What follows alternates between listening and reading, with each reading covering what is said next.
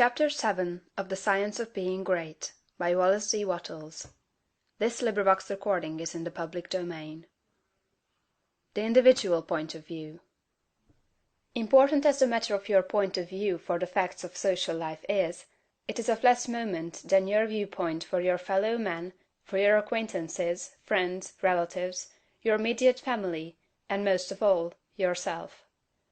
You must learn not to look upon the world as a lost and decaying thing, but as a something perfect and glorious, which is going on to a most beautiful completeness. And you must learn to see men and women not as lost and accursed things, but as perfect beings advancing to become complete. There are no bad or evil people. An engine, which is on the rails pulling a heavy train, is perfect after its kind, and it is good. The power of steam, which drives it, is good. Let a broken rail throw the engine into the ditch, and it does not become bad or evil by being so displaced. It is a perfectly good engine, but off the track. The power of steam that drives it into the ditch and wrecks it is not evil, but a perfectly good power. So that which is misplaced, or applied in an incomplete or partial way, is not evil. There are no evil people. There are perfectly good people who are off the track, but they do not need condemnation or punishment, they only need to get upon the rails again.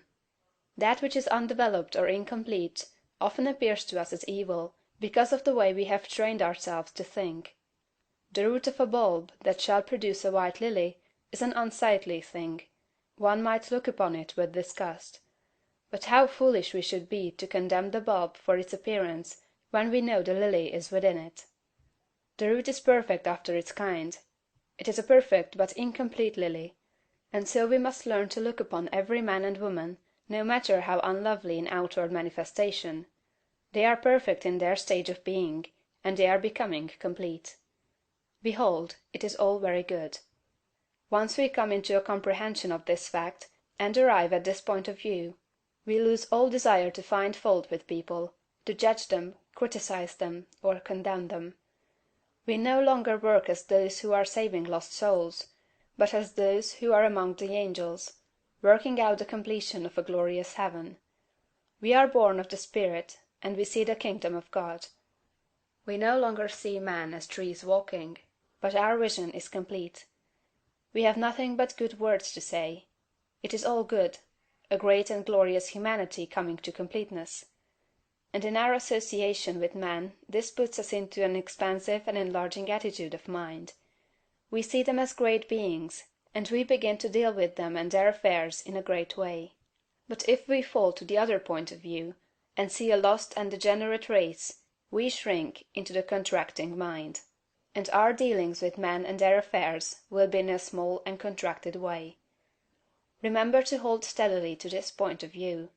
If you do, you cannot fail to begin at once to deal with your acquaintances and neighbors and with your own family as a great personality deals with men. This same viewpoint must be the one from which you regard yourself.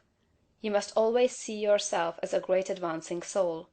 Learn to say, "There is that in me of which I am made, which knows no imperfection, weakness, or sickness. The world is incomplete, but God in my own consciousness is both perfect and complete. Nothing can be wrong but my own personal attitude, and my own personal attitude can be wrong only when I disobey that which is within. I am a perfect manifestation of God, so far as I have gone, and I will press on to be complete. I will trust and not be afraid." When you are able to say this understandingly, you will have lost all fear, and you will be far advanced upon the road to the development of a great and powerful personality. Chapter 8.